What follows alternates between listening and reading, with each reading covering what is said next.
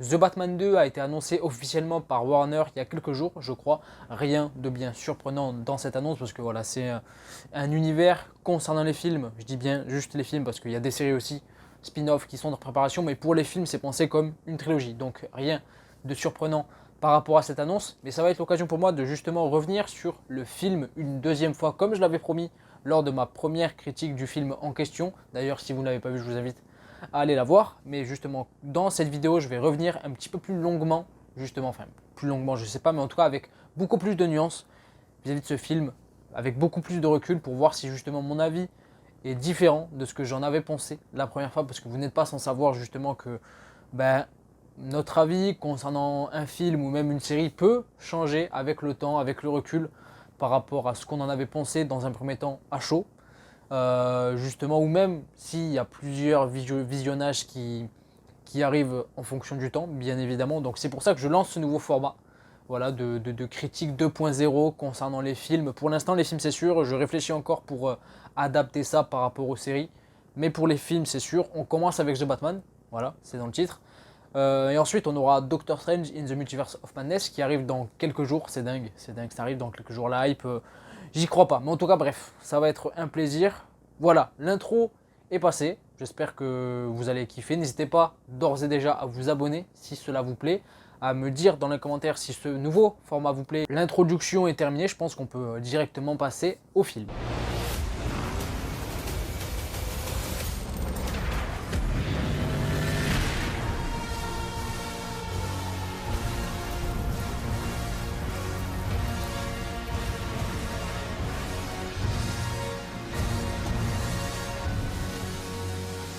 Lors de ma première critique, j'avais dit que j'avais beaucoup aimé le film. Voilà, j'avais beaucoup aimé le film pour plusieurs points. L'esthétisme, l'ambiance, l'écriture, l'aspect film de détective que j'avais beaucoup aimé.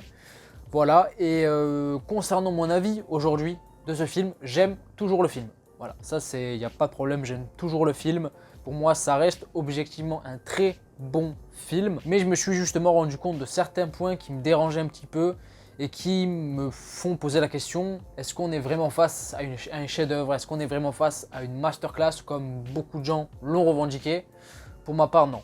On est face à une proposition de la part de Matt Reeves du personnage de Batman. On est face à un Batman beaucoup plus fragile qui casse un petit peu l'image du super-héros trop cheaté, trop parfait qu'il avait pu avoir ces dernières années ou qu'il a toujours encore un petit peu aujourd'hui. Donc voilà, on est face à un Batman plus fragile qui est encore une fois, mine de rien, en plein processus d'évolution, mine de rien, même s'il est en année 2. Ça d'ailleurs, c'est un aspect qui a beaucoup fait parler dans le film, enfin, vis-à-vis du film, le fait que ce soit un Batman en année 2. Il y a deux camps qui s'opposent, je trouve, par rapport à cet aspect-là.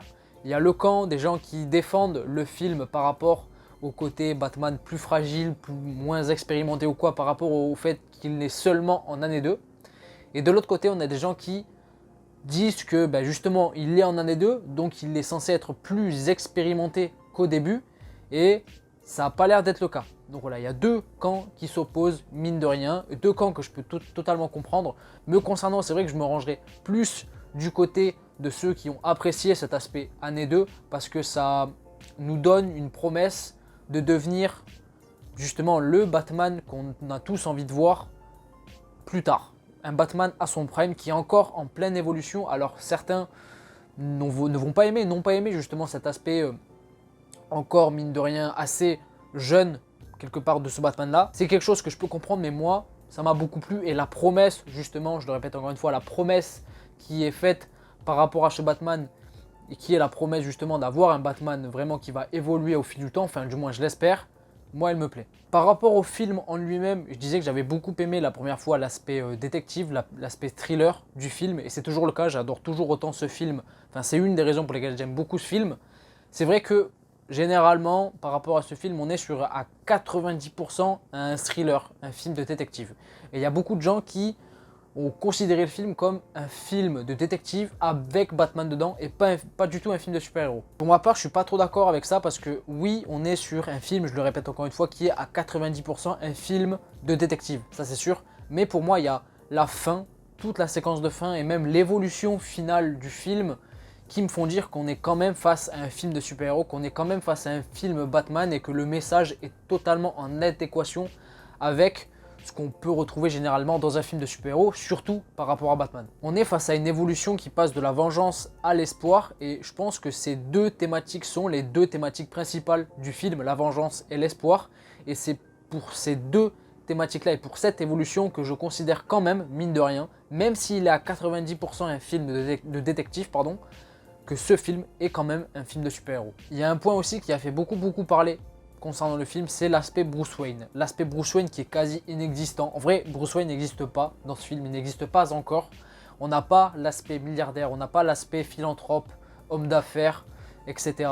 C'est pas du tout là pour l'instant parce qu'on est face à un Bruce Wayne qui rejette cette image-là. Il rejette totalement cette image, du moins sur la plus grosse partie du film et même sur le film dans son intégralité. Et c'est vrai qu'on a un Batman qui est beaucoup plus présent. D'ailleurs, il n'y a que Batman qui existe dans ce film. Bruce Wayne, comme j'ai dit, n'existe pas. Il n'y a que Batman. Et même quand on voit Bruce Wayne en costume, c'est parce que voilà, il veut avancer dans son enquête par rapport à Batman. Bruce Wayne n'existe pas. C'est un point qui a fait beaucoup parler. Justement, il y a des gens, encore une fois, qui ont beaucoup aimé et d'autres qui ont totalement détesté. Moi, j'avoue que me concernant, en vrai, je trouve que c'est en adéquation avec le sujet du film. On est encore face à un Batman.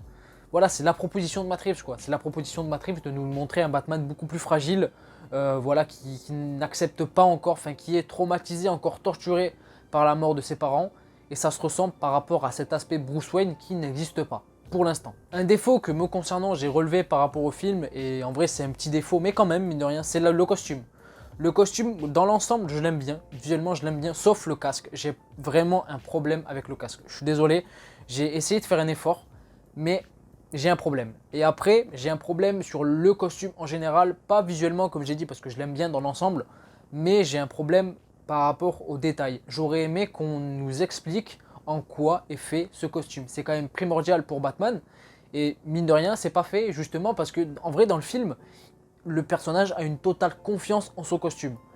Il retient les balles, il cherche même pas à esquiver ou quoi que ce soit. Il a une totale confiance en son costume, il avance même qu'on lui tire dessus. Et j'aurais aimé justement qu'on nous explique en quelle matière est fait ce costume. Et c'est pas le cas. Ce qui m'embête en vrai, c'est le manque de détails sur tout l'aspect technologique de ce film-là et de ce Batman-là. Parce que mine de rien, on est face à un Batman qui n'a pas énormément de gadgets, qui en a quelques-uns, notamment avec la lentille, etc. Et je trouve que c'est dommage parce que c'est Batman quoi, et ses gadgets, etc. Ça fait partie, on va dire, de l'entité du personnage. Et ça manque de détails à ce niveau-là. Un autre point que j'ai beaucoup aimé aussi concernant le film, c'est la relation Gordon et Batman qui marche bien, je trouve, dans ce film, vraiment bien. Même si ça manque peut-être un petit peu d'exposition concernant Gordon, je trouve que dans le film, il est très passif.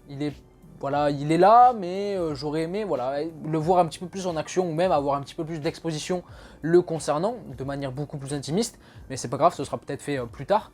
Mais globalement, la relation Gordon-Batman pour moi fonctionne très bien dans ce film. On est loin de la relation Batman et Gordon qu'il y avait dans la trilogie Nolan.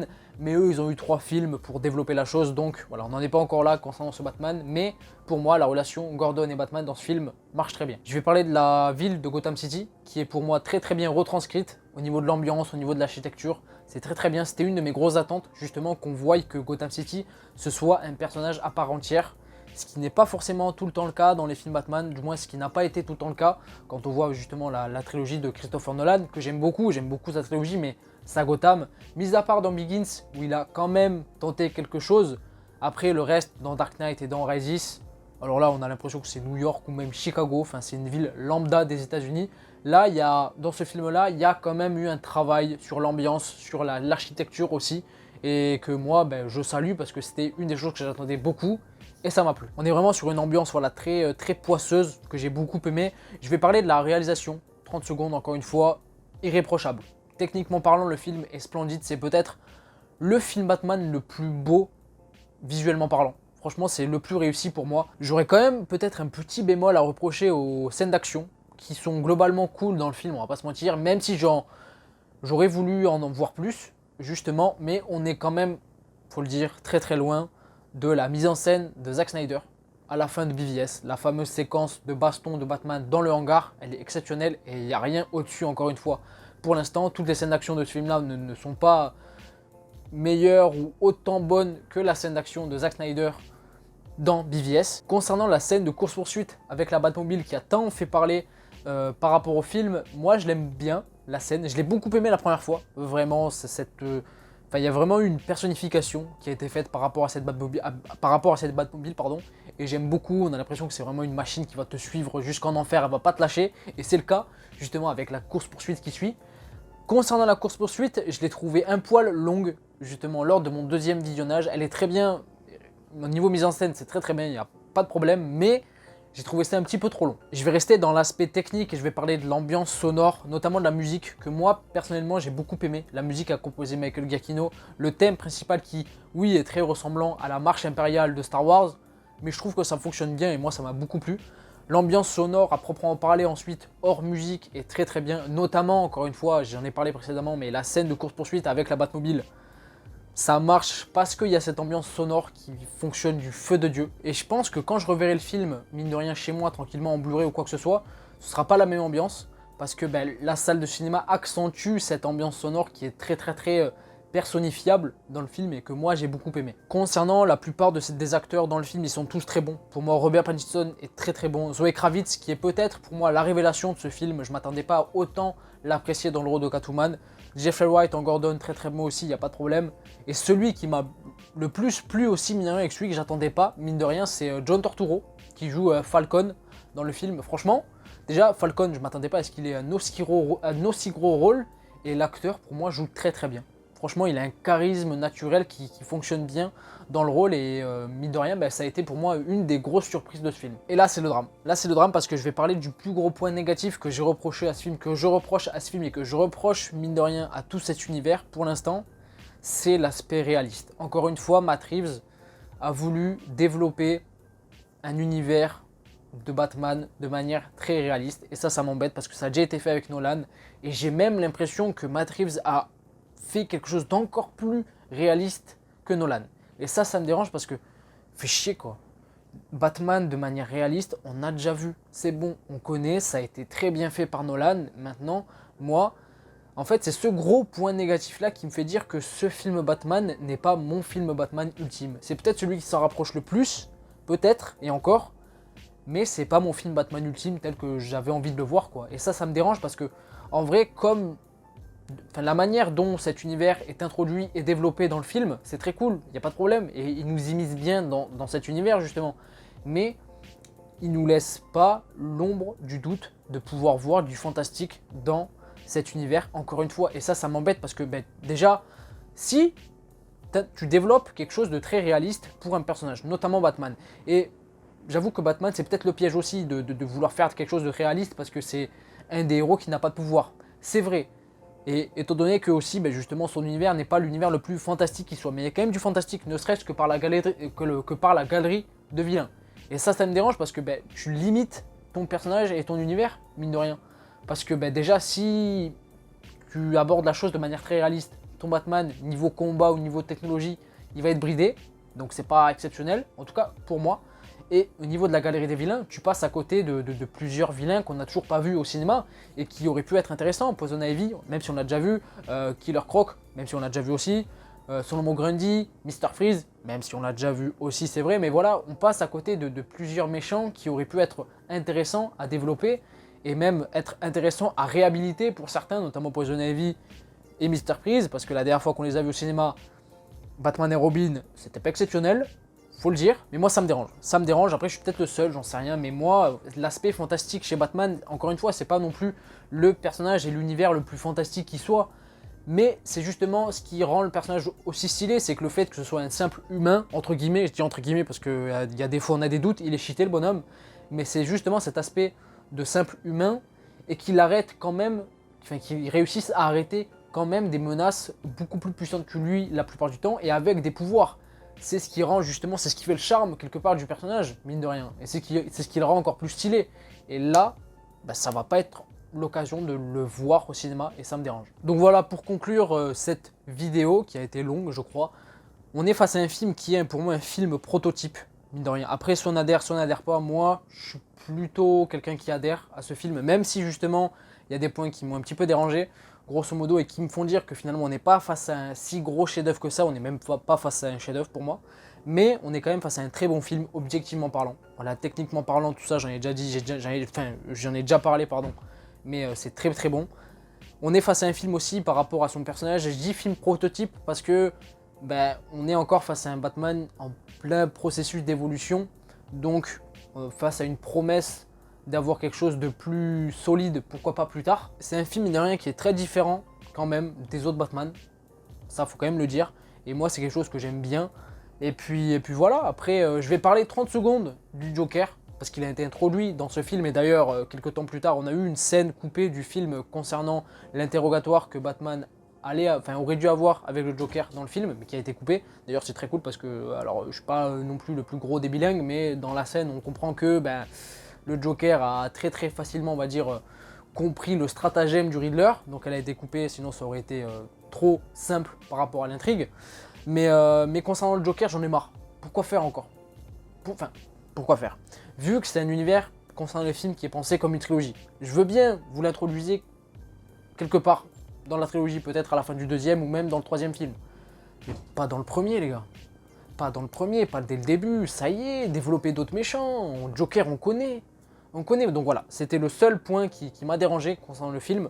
Et puis voilà, je pense que j'ai tout dit concernant cette critique 2.0 du film The Batman. J'espère que ça vous a plu. N'hésitez pas encore une fois à vous abonner si cela n'est pas déjà fait. Ça m'aiderait énormément. N'hésitez pas à me dire en commentaire tout ce que vous pensez, on va dire, de ce que j'ai avancé sur cette critique. Et dites-moi ce que vous pensez du film, mine de rien, aujourd'hui. Et puis voilà, c'était Zino. Je vous dis à la prochaine. Bisous.